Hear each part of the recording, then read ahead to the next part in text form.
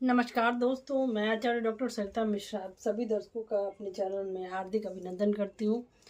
सबसे पहले आप सभी को नव वर्ष की मेरी तरफ से हार्दिक शुभकामना। नया साल आप सभी के जीवन में ढेर सारी खुशियाँ लेके आए, यही मेरी ईश्वर से प्रार्थना है। आज मैं आप सभी को साल 2025 कुंभ राशि के जातकों के लिए कैसा रहने वाला है, इसको लेके मैं वीडियो लेके आई हूँ। आपकी जानकारी के लिए यहाँ मैं बता दूँ कि ये राशि फल चंद्र राशि पर आधारित है, लेकिन कुंभ लग्न के जातक भी इस वीडियो को देख सकते हैं। तो चलिए वीडियो को शुरू करते हैं। कार्यक्रम को आगे बढ़ाने से पहले एक प्रमुख बात यह है कि आने वाला साल जो है हम सभी के जीवन में बहुत ही महत्वपूर्ण रखने वाला है। इसका रीज़न ये है कि साल के 4 बड़े ग्रह शनिदेव, गुरुदेव, राहुदेव और केतुदेव जो हैं तो साल 2025 में गोचर में राशि परिवर्तन करने वाले हैं। तो चलिए देखते हैं कि ये इनका गोचर कब है। शनिदेव 30 मार्च को मीन राशि में प्रवेश कर जाएंगे। अभी वर्तमान में शनिदेव 2.5 वर्ष से कुंभ राशि में चल रहे हैं। शनिदेव सबसे धीमी गति से गोचर करते हैं, एक राशि में 2.5 वर्ष तक लगभग विराजमान होते हैं। तो अब 30 मार्च को शनिदेव यहाँ आ जाएंगे मीन राशि में। यहाँ कुंभ राशि के जातकों को मैं एक खास जानकारी ये दे दूं कि अभी इस कुंभ राशि के जातकों की लगभग 5 वर्ष से शनि की साढ़ेसाती चल रही है। मकर राशि में 2.5 वर्ष रहे, यहाँ पे 2.5 वर्ष, और फिर ये कुंभ राशि में ये 5 सालों से ये साढ़ेसाती की एक बहुत ही गंभीर प्रताड़ना से दुख से तकलीफ से गुजर रहे हैं। और अब 30 मार्च के बाद कुंभ राशि के जातकों की ये साढ़ेसाती का फेज का तीसरा चरण होगा। इस पे साढ़ेसाती पे मैं बाद में आऊँगी। नेक्स्ट है गुरुदेव जो है 15 मई को मिथुन राशि में गोचर कर जाएंगे। वर्तमान में गुरुदेव वृषभ राशि में गोचर कर रहे हैं। देवगुरु बृहस्पति एक राशि में लगभग 12 महीने रहते हैं। तो अब ये 15 मई को वृषभ राशि से निकलकर मिथुन राशि में आ जाएंगे और यहीं पे लगभग 1 वर्ष तक रहेंगे। राहु केतु की बात करें तो राहुदेव 18 मई को कुंभ राशि में आ जाएंगे। ठीक है, क्योंकि राहु केतु जो है हमेशा वक्री अवस्था में चलते हैं। तो अभी मीन में चल रहे हैं वर्तमान में, लेकिन ये 18 मई को यहाँ आ जाएंगे। और केतु जो है वो अभी कन्या में चल रहे हैं, जो कि 18 मई को सिंह में आ जाएंगे। तो चलिए ग्रहों के इस गोचर पर आधारित आज के कार्यक्रम में जानते हैं कि कुंभ राशि के जातकों के लिए आने वाला साल इनके लिए क्या सब चैलेंज लेके आएगा। इस पे थोड़ा सा जानकारी दे दूं मैं आपको। कार्यक्रम में आगे बढ़ने से पहले आप सभी से निवेदन है कि यदि आप में से कोई ज्योतिष सीखना चाहते हैं या अपनी पर्सनल कुंडली एनालिसिस करवाना चाहते हैं कि आपकी हॉरोस्कोप में साल 2025 में स्वास्थ्य, शिक्षा के क्षेत्र में, धन के क्षेत्र में आपकी क्या स्थिति है, डिटेल में जानना चाहते हैं, तो स्क्रीन पे दिए नंबर पे जाके आप संपर्क कर सकते हैं। ठीक है, तो चलिए विषय पे आते हैं। अभी फोकस आप लोगों का यहाँ होना चाहिए। मैं बहुत ही सरल भाषा में, बहुत ही शॉर्ट में, मैं ज़्यादा वीडियो को लंबा नहीं खींचना चाहती हूँ, बिकॉज ज़्यादा लंबा होने पे वीडियो जो है सो थोड़ा सा बोरिंग हो जाता है। मैं मेन पॉइंट पे आती हूँ कि कुंभ राशि के जातकों के जीवन में क्या सब चेंजेस आएंगे। सबसे पहले शनिदेव से स्टार्ट करते हैं, क्योंकि शनिदेव जो है सो लगभग 2.5 वर्ष तक एक राशि में विराजमान होते हैं, जो कि सभी जातक के जीवन को बहुत ही प्रभावित करने वाले हैं। तो कुंभ राशि के जातकों के लिए शनिदेव कुंभ लगन में विराजमान होकर एक षष्ठ नामक राजयोग बना रहे हैं। तो इसका क्या होगा, प्रभाव पड़ा होगा ये 2.5 वर्ष में, चलिए इस पे चर्चा करें। कुंभ राशि के जातक एक तरफ तो साढ़ेसाती के दौर से गुजर रहे हैं। इट मीन्स साढ़ेसाती का एक सीधा मतलब क्या होता है, जब चंद्रमा से 12वें घर में शनिदेव आ जाते हैं तो साढ़ेसाती स्टार्ट हो जाती है। अब शनिदेव चूंकि एक राशि में लगभग 2.5 वर्ष होते हैं, तो 12वां घर खर्चे वाला भाव को एक्टिवेट करते हैं, प्रभावित करते हैं। फिर लगन पे यानी कि मन मस्तिष्क पे बुरा प्रभाव डालते हैं।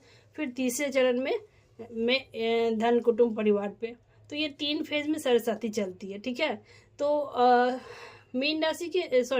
कुंभ राशि के जातकों के लिए शनिदेव इनके लगन में है, यानी कि दूसरा फेज जो अभी 2.5 वर्ष तक कुंभ राशि के जातक जो है वो एक तरफ तो मानसिक रूप से ये बहुत ही सक्षम है, चीज़ों को टैकल करने में।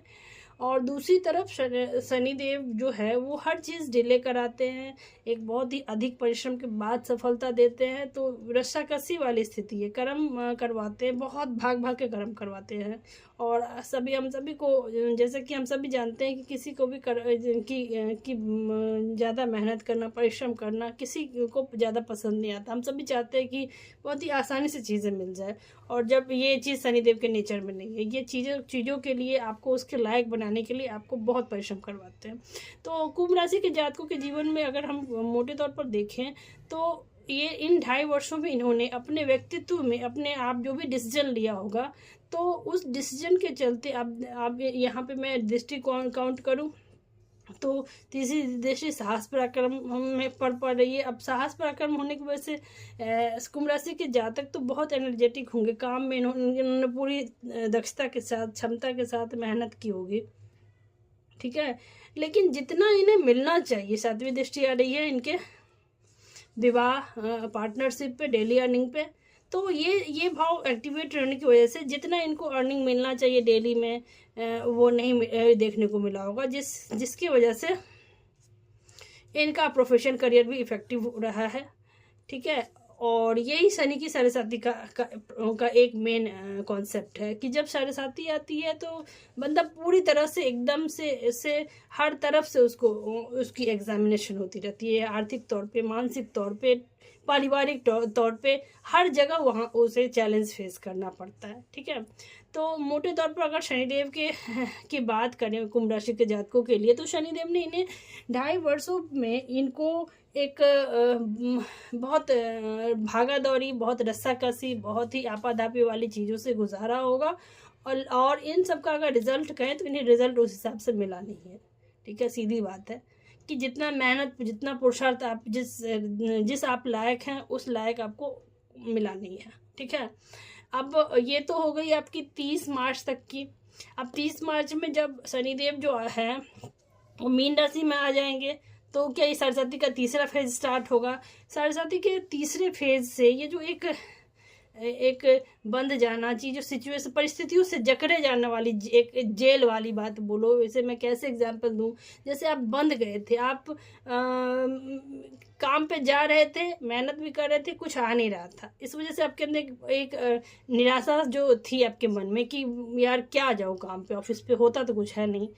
तो उसकी वजह से आपके व्यक्तित्व में एक आलसीपना भी था, काम को डिले करना, आज कल में करना, ये सारी चीज़ें थी। लेकिन जैसे ही शनिदेव यहाँ आ जाएंगे मीन राशि में, तो एकदम से बहुत जल्दी तो चेंज नहीं आएगा, क्योंकि शनि का काम ही है शनि आगे बढ़ना।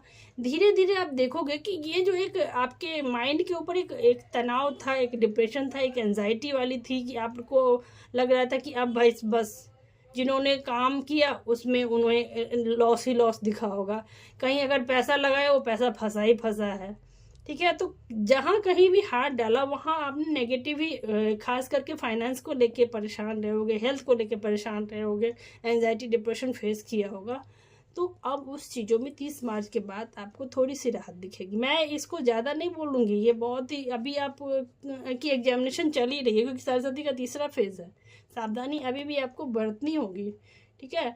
तो शनि की साढ़ेसाती की बात करें तो शनि कुंभ राशि के जातकों की स्थिति पहले से बेटर तो होगी साल 2025 में, लेकिन अभी भी इनको धैर्यपूर्वक, सावधानीपूर्वक, ठीक है, अभी इनको अपने सभी कर्म को बहुत ही डिसिप्लिन के साथ करना होगा, क्योंकि अभी भी शनिदेव की इनके ऊपर थोड़ी सी तो है कि आप अभी और इनमेच्योर हो, वो अभी और सिखाएंगे, लर्निंग सिखाएंगे, तो सीखने के लिए तैयार है, ठीक है। अब दूसरे ग्रह की बात आए कि गुरुदेव की क्या स्थिति है। देवगुरु बृहस्पति इनके 4th हाउस में, कुंभ राशि के जातकों के लिए एक अच्छी बात ये रही साढ़ेसाती के फेज में कि बृहस्पति की स्थिति बहुत अच्छी थी।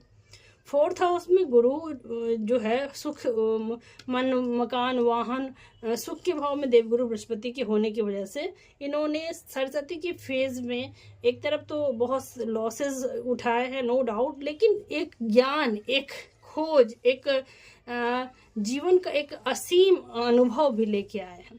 और इन सभी चीज़ों से इन्हें, अगर आप रिजल्ट की बात करो तो ठीक है, गया बहुत है, लेकिन आपको बहुत कुछ सिखा के गया है, तो इन्होंने गुरुदेव ने का एक तरह से आपको आशीर्वाद था, जो आप इतनी बुरी कठिन परिस्थिति से पार पा गए। ठीक है, तो बृहस्पति देव 4th हाउस में सुख के भाव में है, तो पिछले 1 वर्षों की लगा ले तो यहाँ बैठ के इन्होंने जो है सो अच्छा रिजल्ट दिया है। 4th हाउस को एक्टिवेट किया, मन, मकान, वाहन, इन सब चीज़ों में आपका ध्यान लगा होगा। माता का स्वास्थ्य ठीक ठाक है, बढ़िया है। ठीक है, अब जब देवगुरु बृहस्पति जो है, मैं इसको ज़्यादा डिटेल में इसलिए नहीं कर रही हूँ बिकॉज 15 मई को ये चेंज होने वाले, 15 मई को यहाँ आ जाएंगे मिथुन में, तो यही से काउंट करते हैं कि जब बृहस्पति पंचम भाव में आ जाएंगे तो क्या रिजल्ट देंगे। देखिए, पंचम भाव जो है बुद्धि, शिक्षा, एजुकेशन, संतान का भाव है।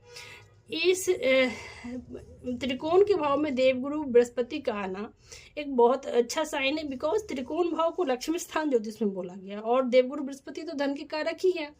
तो यहाँ जब देवगुरु बृहस्पति आ जाएंगे तो ये भाव एक्टिवेट होगा, बुद्धि आपकी बढ़ेगी, शिक्षा में आपकी रुचि, गहरी रुचि होगी, आप कोई हायर शिक्षा एजुकेशन में आप के लिए आप प्रयास कर सकते हैं। बहुत टाइम से आप चाह रहे थे कि आप करो, वो नहीं हो रहा था, किसी न किसी रीज़न से वो डिले हो रहा था, तो अब आपका काम बनेगा। संतान, अगर कोई जातक का ये सवाल है कि उनको संतान कब होगी, ठीक है, काफ़ी समय से वेट कर रहे थे, तो आपके लिए अभी ये 2025 जो है 15 मई के बाद आपके लिए ये समय है। ठीक है,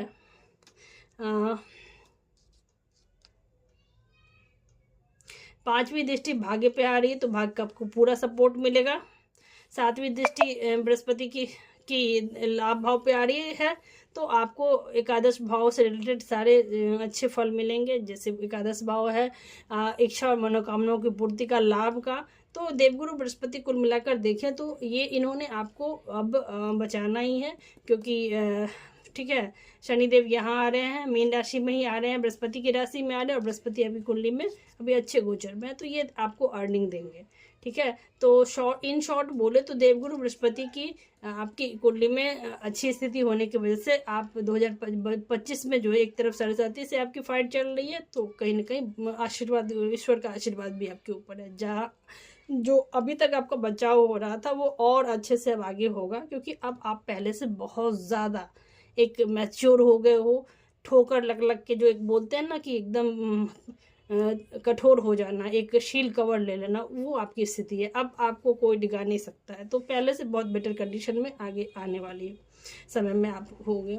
अब राहु केतु की बात कर ले, इस पर भी थोड़ा सा बात कर ले। तो राहु देव अभी वर्तमान में देखिए तो मीन राशि में है, केतु की बात करें तो अष्टम भाव में है। तो यहाँ पे इन्होंने लगभग 1 साल से आपको धन को लेके थोड़ी सी परेशानी, धन, परिवार, कुटुंब को लेके परेशानी चल रही थी। अष्टम भाव में केतु बैठे हुए हैं, तो थोड़ा सा आध्यात्मिक में रुचि, ठीक है, वाहन चलाने में कुछ चोट चपेट का लगना, ये सारी चीज़ें दिखी होगी। ठीक है, अब जबकि ये भी चेंज होने वाले हैं 18 मई को जो है, तो राहु देव यहाँ जाएंगे, यानी कि आपके लगन पे, और केतु देव आ जाएंगे 7th हाउस में। तो इसका रिजल्ट क्या होगा, चलिए। राहु देव यहाँ आके आपको बहुत शोर चालाक बनाएंगे।